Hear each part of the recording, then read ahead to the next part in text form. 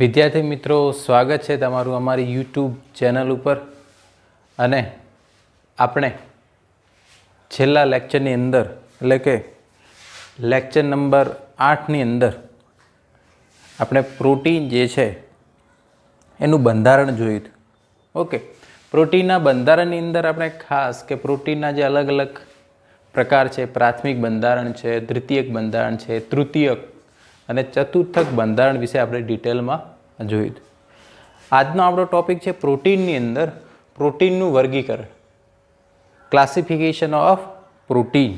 Okay, ચલો પ્રોટીનની અંદર આપણે અલગ અલગ વર્ગીકરણ જોવાના છે. એમાં સૌથી પહેલો ટાઈપ છે પોષણકીય પ્રોટીન, ન્યુટ્રિશનલ પ્રોટીન. ઓકે, એની અંદર બે ટાઈપ છે, સંપૂર્ણ પ્રોટીન અને અપૂર્ણ પ્રોટીન. ઓકે, કમ્પ્લીટ પ્રોટીન અને ઇનકમ્પ્લીટ પ્રોટીન. ઓકે, હવે સંપૂર્ણ પ્રોટીનનો મતલબ શું થાય? હવે એવો પ્રોટીન કે જેની અંદર બધા જ આવશ્યક એમિનો એસિડ હોય, એવો પ્રોટીન કે જેની અંદર બધા જ આવશ્યક એમિનો એસિડ હોય એને કહેવાય સંપૂર્ણ પ્રોટીન. અને અપૂર્ણ પ્રોટીન એટલે એવો પ્રોટીન કે જેની અંદર આવશ્યક એમિનો એસિડ જે છે 8, એમાંથી કોઈ પણ એક જે છે એટલે કે એમાંથી કોઈ પણ ગેરહાજર હોય તો એ બધું કેવું કહેવાય? એટલે કે અપૂર્ણ પ્રોટીન કહેવાય. કેવું કહેવાય? ઓકે, હવે એસેન્શિયલ એમિનો એસિડ જે છે, ઓકે, એ કયા કયા છે તમને ધ્યાન હોવું જોઈએ. આપણે એની શોર્ટ ટ્રીક આપેલી હતી, ટીવી ટીલ 8 PM. ઓકે, 8 આવશ્યક એમિનો એસિડ છે એટલે 8નો મતલબ થાય 8. ઓકે, ચલો ટી ફોર ટ્રાયોસિન. ઓકે, આ ટ્રિપ્ટોફાન. ઓકે, વેલાઇન, થ્રિયોનિન. ઓકે, વેલાઇન, થ્રિયોનિન, આઇસોલ્યુસિન, આઈ ફોર આઇસોલ્યુસિન, લ્યુસિન, લાઇસિન, ફિનાઇલએલેનિન અને મિથિયોનિન. ફિનાઇલએલેનિન અને મિથિયોનિન. ઓકે, ચલો તો જે પ્રોટીનની અંદર આ 8 પ્રકારના એમિનો એસિડ હોય એને સંપૂર્ણ પ્રોટીન કહેવાય. એના એક્ઝામ્પલ છે અહીંયા, જેમ કે એનિમલ પ્રોટીન છે. ઓકે, જેટલા પણ પ્રાણી જ પ્રોટીન છે જે પ્રાણીઓમાંથી મળે છે એ સંપૂર્ણ પ્રોટીન હોય. ચલો, સંપૂર્ણ પ્રોટીન વ્યાખ્યા શું? કે બધા જ પ્રકારના એમિનો એસિડ હાજર, બધા જ પ્રકારના એટલે આવશ્યક એમિનો એસિડ. કેવા એમિનો એસિડ? જે 8 છે એ. બાકીના તો કેવા છે? 2 અર્ધ આવશ્યક છે અને બાકીના 10 જે છે એ અનાવશ્યક એમિનો એસિડ, નોન એસેન્શિયલ છે. એ તો ઓલરેડી આપણા શરીરમાં બનતા હોય. એટલે આ 8 પ્રકાર એવા છે જે આપણે ખોરાક દ્વારા લેવા પડે. ઓકે, તો જે પ્રોટીનની અંદર આ 8 ટાઈપના આવી જતા હોય. ઓકે, જેમ કે કેસીન પ્રોટીન જે છે, કેસીન પ્રોટીન જે છે એ દૂધની અંદર હોય. કોની અંદર હોય? આ મિલ્ક પ્રોટીન છે. ઓકે, મિલ્ક શુગર જે છે લેક્ટોઝ છે, આ મિલ્ક પ્રોટીન છે. આલ્બ્યુમિન. ઓકે, ઈંડાની અંદર કયું પ્રોટીન હોય? Albumin protein. ઈંડામાંથી આલ્બ્યુમિન પ્રોટીન. ઓકે, એમાં એનો જે જરદીનો વિસ્તાર છે, અંદરનો વિસ્તાર છે, એની અંદર આલ્બ્યુમિન પ્રોટીન હોય. પેલા સફેદ આવરણની અંદર નહીં હોય. એ વસ્તુ તમારે ખાસ ધ્યાન રાખવું. ઓકે, એના પછી અપૂર્ણ પ્રોટીન. ઓકે, જેટલા પણ વનસ્પતિક પ્રોટીન છે, જે વનસ્પતિઓમાંથી જે પ્રોટીન મળે છે એ બધા ઇનકમ્પ્લીટ પ્રોટીન છે. એટલે કે જે આવશ્યક એમિનો એસિડ એમાં પૂરેપૂરા હોતા નથી, કોઈને કોઈ ગેરહાજર હોય છે. ઓકે, અમુક આપણે ઉદાહરણ લઈએ, જેમ કે ઘઉં છે, બરાબર, વીટ, એની અંદર લાઇસિન અમાઇનો એસિડ ગેરહાજર હોય. એની અંદર શું હોય? લાઇસિન એમિનો એસિડ ગેરહાજર હોય. મકાઈ જે છે એની અંદર જે પ્રોટીન હોય એમાં ટ્રિપ્ટોફેન એમિનો એસિડ શું હોય? ગેરહાજર હોય. જેટલા પણ કઠોળ છે, પલ્સીસ, આપણે એને જે લેગ્યુમિનોઝ પ્લાન્ટ છે, ઓકે, આપણે કહીએ છીએ કે નોર્મલી કઠોળ જે છે પ્રોટીનનો એક સારો સ્ત્રોત છે, જેમ કે સોયાબીનમાં સૌથી વધારે પ્રોટીન હોય છે, પણ એમાં પણ આ મિથિયોનિન શું હોય છે? ગેરહાજર છે. શું છે? ગેરહાજર. ઓકે, આપણે ચણા છે, સોયાબીન છે, એ બધા પલ્સીસની અંદર આવશે. તો પહેલું ટાઈપ છે. ઓકે, હવે બીજા મેઇન, સૌથી પહેલાં આપણે જોઈએ સિમ્પલ પ્રોટીન, સાદા પ્રોટીન. સાદા પ્રોટીનનો મતલબ શું થાય? કે એવો પ્રોટીન કે જેમાં ફક્ત એમિનો એસિડ જ હોય, એમિનો એસિડનો જ પોલિમર હોય. ઓકે, એટલે ફક્ત પ્રોટીન ભાગ જ હોય. કહેવાનો મતલબ શું હોય? ફક્ત પ્રોટીન ભાગ જ હોય, ફક્ત પોલીપેપ્ટાઇડ શૃંખલા જ હોય. એવા એમિનો એસિડને પ્રોટીનને શું કહેવામાં આવશે? સાદા પ્રોટીન. ઓકે, એમાં બે ટાઈપ છે, ગોળાકાર અને તંતુમય, ગ્લોબ્યુલર અને ફાઇબ્રસ. ગ્લોબ્યુલર અને ફાઇબ્રસ. ઓકે, ગોળાકાર પ્રોટીન છે, એનો શેપ જે છે, આકાર, એ નોર્મલી સ્પેરિકલ શેપ હોય, ગોળાકાર હોય. ઓકે, તંતુમય હોય, એનો આકાર જે છે કાં તો એક લાંબા હોય અથવા તો સિલિન્ડ્રિકલ શેપના હોય, નળાકાર હોય. ઓકે, પછી એ કયા ફોર્મમાં હોય, કયું સ્ટ્રક્ચર હોય એની અંદર? તો ગોળાકાર પ્રોટીન જે છે ટર્શરી ફોર્મમાં હોય. કયા ફોર્મમાં હોય? ટર્શરી, તૃતીયક બંધારણ હોય. જ્યારે તંતુમય જે છે એ કયા ફોર્મમાં હોય? સેકન્ડરી સ્ટ્રક્ચરમાં. કયા ફોર્મમાં હોય? Secondary structure. એમાં આપણે ખાસ કરી કે જે આલ્ફા હેલિક્સ અને બીટા પ્લેટેડ રિંગની વાત કરી હતી. ઓકે, ચાલો બીજું, દ્રાવ્યતા, સોલ્યુબિલિટી કેવી હોય? તો જે ગોળાકાર પ્રોટીન જે છે એ પાણીમાં દ્રાવ્ય. એ કેવા હોય? પાણીમાં દ્રાવ્ય, મીન્સ સોલ્યુબલ હોય. કારણ કે ટર્સરી સ્ટ્રક્ચર હોય એટલે એનું બંધારણ કેવું બને કે જે બધા ધ્રુવીય એમિનો એસિડ હોય, પોલર એમિનો એસિડ, એ બહારની સપાટી ઉપર હોય, અધ્રુવીય હોય એ અંદરની બાજુ હોય, એટલે એ કેવું બને? સોલ્યુબલ બને. ઓકે, તંતુમય જે છે અદ્રાવ્ય હોય. કેવું હોય? અદ્રાવ્ય. ઓકે, હવે એનું ડાયજેશન થાય અથવા એનું ડિનેચરેશન થાય, વિઘટન થઈ શકે છે. તો આ ઇઝીલી થઈ જાય. આ કેવું થઈ જાય? આ સરળતાથી થઈ શકે છે. જ્યારે આ અવરોધક છે, રેઝિસ્ટ કરે, આ એનું સરળતાથી એનું પાચન થઈ શકશે નહીં. ઓકે, તો રેઝિસ્ટલ કેપેસિટી છે એની. ઓકે, બીજું, હવે આપણે એના એક્ઝામ્પલ જોઈએ કે ભાઈ ગોળાકાર પ્રોટીન છે, એના કયા ઉદાહરણ છે, અને તંતુમય પ્રોટીન છે, એના કયા ઉદાહરણ છે.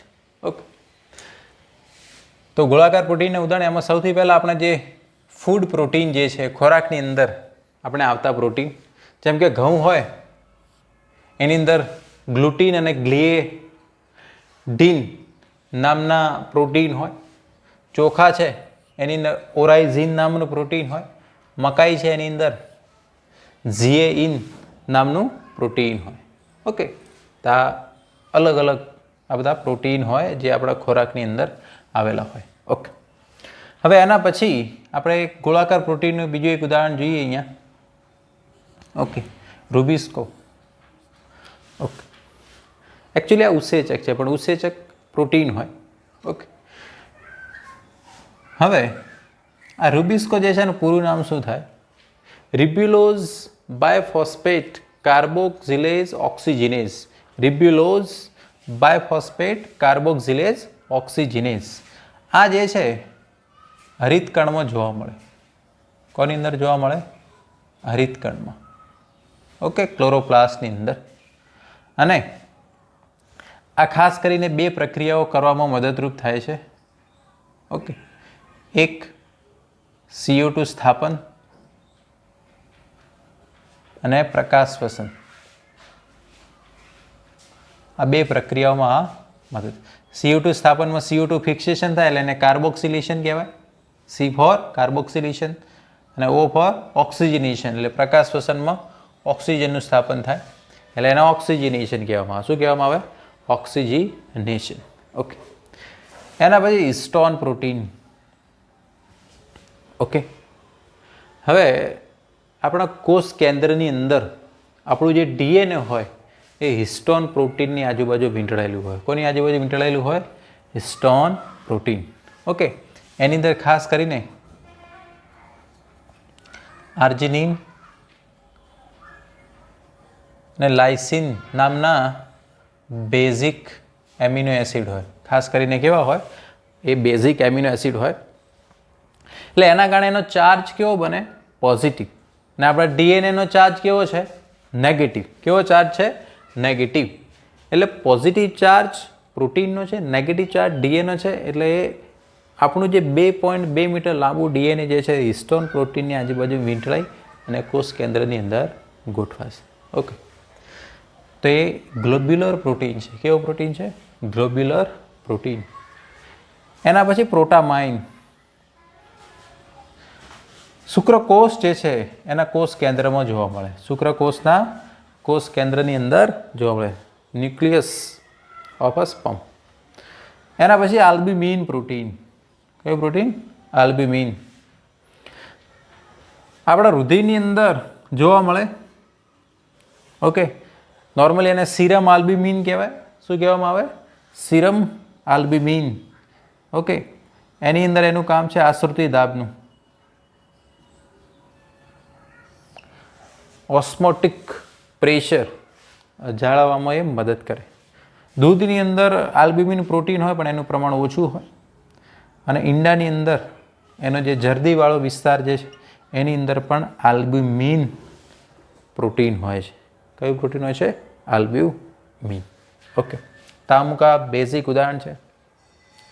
પછી જેમ કે એક બીજું ઉદાહરણ આપીએ, આઈજી. Okay, immunoglobulin. આ એન્ટીબોડી છે. ઓકે, પણ ઇમ્યુનોગ્લોબ્યુલિન, નોર્મલી ઇમ્યુનોગ્લોબ્યુલિન આપણે એન્ટીબોડી કહીએ. ઓકે, આ પણ એકચ્યુઅલી આમ જોવામાં આવે તો ગોળાકાર પ્રોટીન છે. ચાલો, હવે તંતુમય પ્રોટીન, ફાઇબ્રસ. એના એક્ઝામ્પલ છે, સૌથી પહેલું છે કેરાટીન. ઓકે, એનો સ્પેલિંગ શું થશે? KERATIN. કેરાટીન.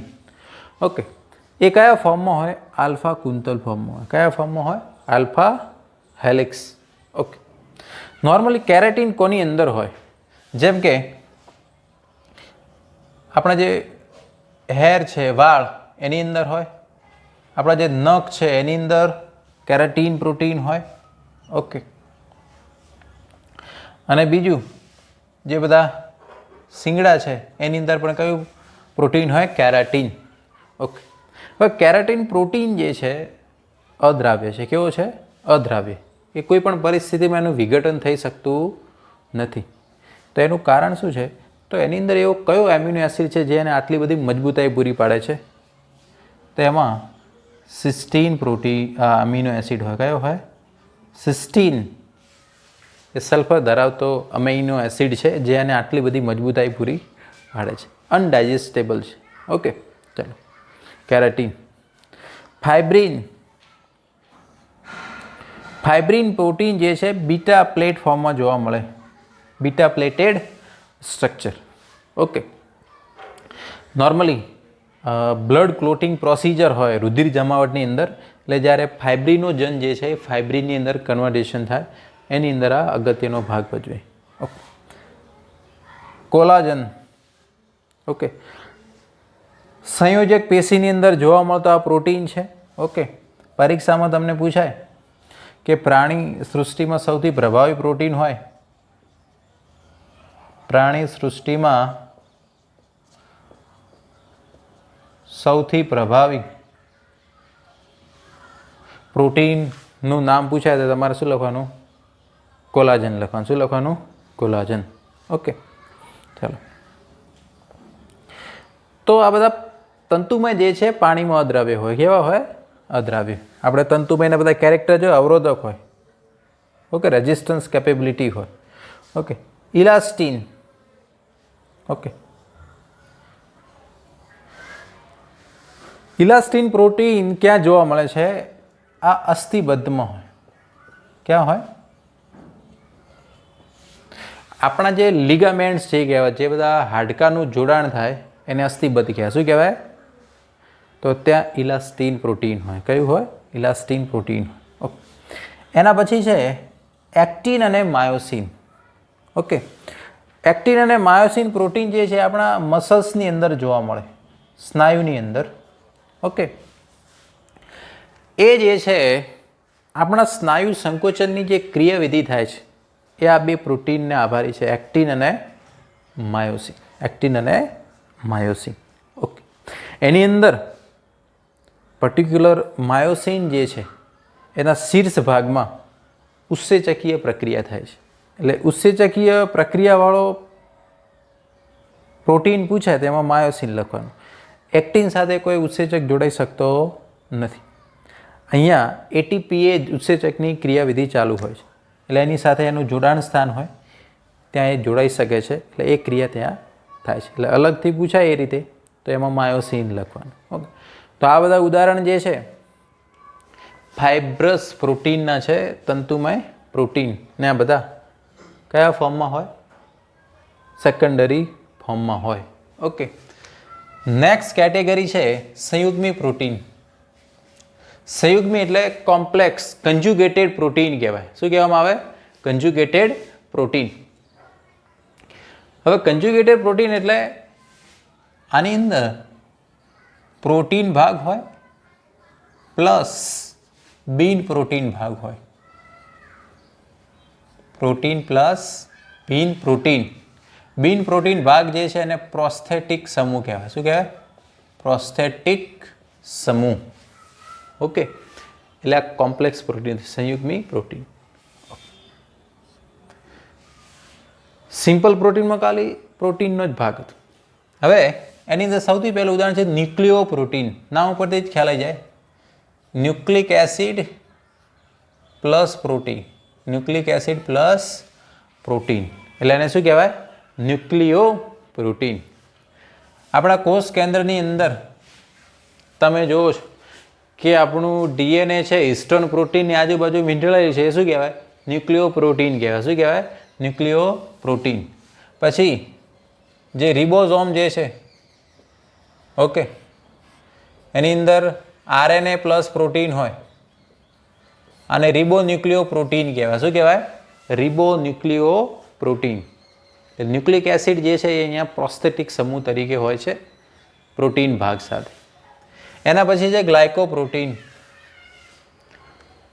ગ્લાયકો નામ ઉપરથી ખ્યાલ આવી જાય. ઓકે. પ્રોટીન સાથે શું હોય? પ્રોસ્થેટિક સમૂહ તરીકે કાર્બોદિત પ્લસ પ્રોટીન જ્યારે જોડાય છે એટલે એ શું બનાવે? ગ્લાયકો પ્રોટીન. શું બનાવશે? એક્ઝામની અંદર આમાંથી ખાસ પૂછાય છે ગ્લાયકો પ્રોટીન. આપણું જે મ્યુસિન ઓફ સલાઈવા, લાળનું જે શ્લેષ્મ જે છે એની અંદર ગ્લાયકો પ્રોટીન હોય. શું હોય? ઓકે. પછી આપણા જે બ્લડ ગ્રુપ માટે જે એન્ટીજન હોય, કયા એન્ટીજન હોય? મેઇનલી એ એન્ટીજન અને બી એન્ટીજન જે આપણા રક્તકણની સપાટી ઉપર હોય એનો ટાઈપ કયો છે?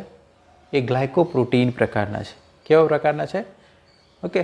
તો blood group antigen is a type of glycoprotein. Okay. બીજું અને most important cell surface protein. કોષીય સપાટીમાં જે પ્રોટીન જે છે એ બધા ગ્લાયકો પ્રોટીન ટાઈપના છે. કયા ટાઈપના છે? ગ્લાયકો પ્રોટીન. ઓકે. મોસ્ટ ઇમ્પોર્ટન્ટ આ એક્ઝામની અંદર ઘણીવાર પૂછાય છે. અમુક બે હોર્મોન્સ છે જેમ કે FSH અને LH, ફોલિકલ સ્ટિમ્યુલેટિંગ હોર્મોન અને લ્યુટિનાઇઝિંગ હોર્મોન, જે આપણા અગ્ર પિટ્યુટરી ગ્રંથિમાંથી એનો સ્ત્રાવ થાય છે. એનો નેચર કેવો છે? એ ગ્લાયકો પ્રોટીન છે. કેવા છે? ગ્લાયકો પ્રોટીન. ઓકે. તો આની અંદર આ ખાસ ધ્યાન રાખો. જેટલા પણ સેલ સરફેસ પ્રોટીન છે, બરાબર, આવરણમાં આવેલા છે, એ બધા ગ્લાયકો પ્રોટીન છે. એના પછી લિપોપ્રોટીન, લિપિડ પ્લસ પ્રોટીન. ઓકે. અહીંયા પ્રોસ્થેટિક સમૂહ તરીકે શું છે? લિપિડ એટલે લિપોપ્રોટીન કહેવાય. ઓકે. આ તો તમને ખ્યાલ જ છે કે આપણું જે કોષરસ સ્તરની અંદર લિપોપ્રોટીન છે કે લિપિડ અને પ્રોટીન બંને છે. કોષરસ સ્તર એની અંદર લિપિડ અને પ્રોટીન બંને છે. ઓકે, તે તો કોમન છે. ફોસ્ફોલિપિડ અહીંયા પ્રોસ્થેટિક સમૂહ તરીકે શું છે? ફોસ્ફરસ, અને એની સાથે એટલે ફોસ્ફોપ્રોટીન, ફોસ્ફરસ પ્લસ પ્રોટીન. ઓકે, એનું મોસ્ટ ઇમ્પોર્ટન્ટ એક્ઝામ્પલ છે અહીંયા કેસીન. કેસીન જે છે મિલ્ક પ્રોટીન છે, પણ એનો ટાઈપ કયો છે? ફોસ્ફોપ્રોટીન છે. આ મોસ્ટ ઇમ્પોર્ટન્ટ છે. ઓકે, ચાલો એના પછી આપણે લિપોપ્રોટીનની અંદર એક એક્ઝામ્પલ છે જે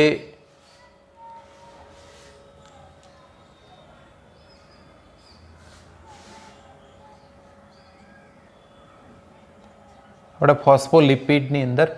ઓકે, એની અંદર તો આપણે લેસિથિન આવશે. એ આખું લિપિડ, સંયુગ્મી લિપિડ છે, એટલે એમાં તમારે કન્ફ્યુઝન થવાનું નહીં. લેસિથિનનું. ઓકે, એની અંદર ફોસ્ફરસ પ્લસ લિપિડ છે, ફોસ્ફોલિપિડ છે. શું છે? ફોસ્ફોલિપિડ. ઓકે, હવે મેટલ પ્રોટીન, મેટલોપ્રોટીન, ધાતુ આયન હોય. પ્રોટીનના બંધારણમાં શું હોય? મેટલ્સ હોય. ઓકે, એના પ્રોસ્થેટિક સમૂહ તરીકે સૌથી પહેલું છે કાર્બનિક એનહાઇડ્રેઝ ઉત્સેચક. કાર્બનિક એનહાઇડ્રેઝ કયું ઉત્સેચક છે? કાર્બનિક એનહાઇડ્રેઝ. આ ઉત્સેચક છે આપણા રક્તકણની અંદર જોવા મળે. કોની અંદર જોવા મળે? રક્તકણની અંદર. એની અંદર ઝીંક હોય. શું હોય? ઝીંક. કેટાલેજ ઉત્સેચક છે, એની અંદર Fe હોય. ફેરાટીન છે, એની અંદર પણ Fe હોય. એક્ઝોકાઇનેઝ જે છે એની અંદર શું છે? Mg છે. શું છે? Mg. આ તો પોપ્યુલર છે, અમુક ઘણા બધા છે, જેમ કે નાઇટ્રોજીનેઝ છે, એ ઉત્સેચકની અંદર MO હોય. શું હોય? MO. ઓકે, તો આ તો કેવું છે કે તમે જેમ જેમ આનો અભ્યાસ કરો છો આગળ ઉત્સેચકોનો, એટલે આ ટાઈપ આવતા જશે. ઓકે, એના પછી છે ક્રોમોપ્રોટીન. ક્રોમો મીન્સ કલર. ઓકે, કે પ્રોટીનની અંદર પ્રોસ્થેટિક સમૂહ તરીકે જે સમૂહ જોવા મળશે એના કારણે કલરિંગ પાર્ટ જોવા મળે. શું જોવા મળે? Colouring part. ઓકે, જેમ કે હિમોગ્લોબિન છે, ચતુર્થક પ્રોટીન છે. ઓકે, એની અંદર હિમ સમૂહની અંદર Fe હોય. શું હોય? Fe. અને એના કારણે એનો કલર કેવો હોય? Red colour. કેવો હોય? Red colour. હરિતકણ છે, બરાબર. ઓકે,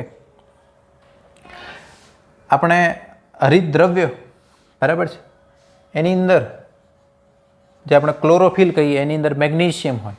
એની અંદર એના કારણે એનો કલર કેવો હોય? લીલો કલર મળે. કેવો કલર મળે? ઓકે. હિમોસાયનિન. ઓકે, અમુક પ્રાણીઓની અંદર હિમોસાયનિન હોય. ઓકે, તો હિમોસાયનિન અંદર કોપર હોય, અને કોપરના કારણે હંમેશા બ્લુ કલર મળે, વાદળી કલર. જ્યાં સાયનિન આવતો હોય એટલે વાદળી કલર મળશે. કેવો મળશે? ઓકે. સાઇટોક્રોમ, એની અંદર Fe હોય. શું હોય? Fe. અને એના કારણે લાલ કલર મળે. કેવો મળે? લાલ રંગ. ઓકે,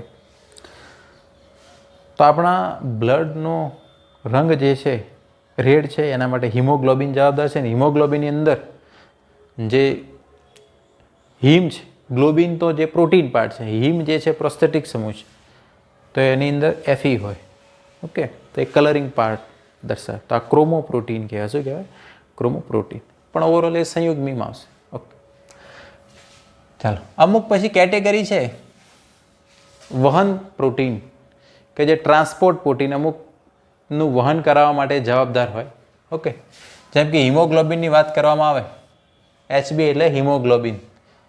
એ આપણા રુધિરની અંદર O2 અને CO2ના વહનમાં શું કરે છે? મદદ કરે છે. તો વાયુઓના વહનની અંદર. પછી GLUT4, મોસ્ટ ઇમ્પોર્ટન્ટ આવ્યું, GLUT4.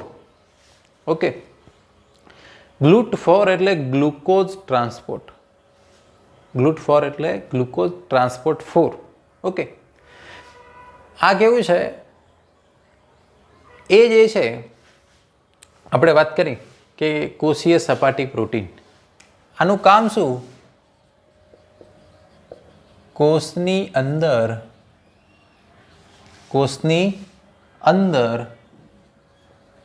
ગ્લુકોઝનો પ્રવેશ કરાવે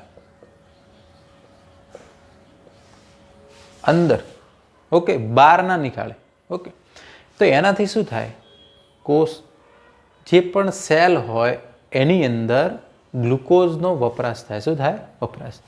હવે ધારો કે આપણે ડાયાબિટીસ છે એ કોના કારણે થાય, ધારો કે ડાયાબિટીસ મેલાઇટસ છે, કાં તો શુગર લેવલ વધે અથવા તો ઘટે. ધારો કે આપણા શરીરનું ગ્લુકોઝ લેવલ વધે છે. ઓકે, એનું કારણ શું હોય કે આપણી બોડી ગ્લુકોઝનો પૂરેપૂરો યુટિલાઇઝ કરતી નથી, એટલે એનું પ્રમાણ વધે છે. તો ધારો કે આર્યુ બરાબર કામ ના કરતું હોય, GLUT4, ઓકે, આ પ્રોટીન કામ ના કરતું હોય, તો એના કારણે શું થાય, કોષની અંદર ગ્લુકોઝ ટ્રાન્સપોર્ટ ના થાય. એ ના થાય એટલે એના કારણે શું થાય, ડાયાબિટીસ મેલાઇટસ થાય છે. ઓકે, તો આ મોસ્ટ ઇમ્પોર્ટન્ટ છે. પી પ્રોટીન, પરફોરેટેડ પ્રોટીન, ઓકે, આર્યો અન્નવાહક પેશીમાં જોવા મળે, આ વનસ્પતિમાં. ઓકે,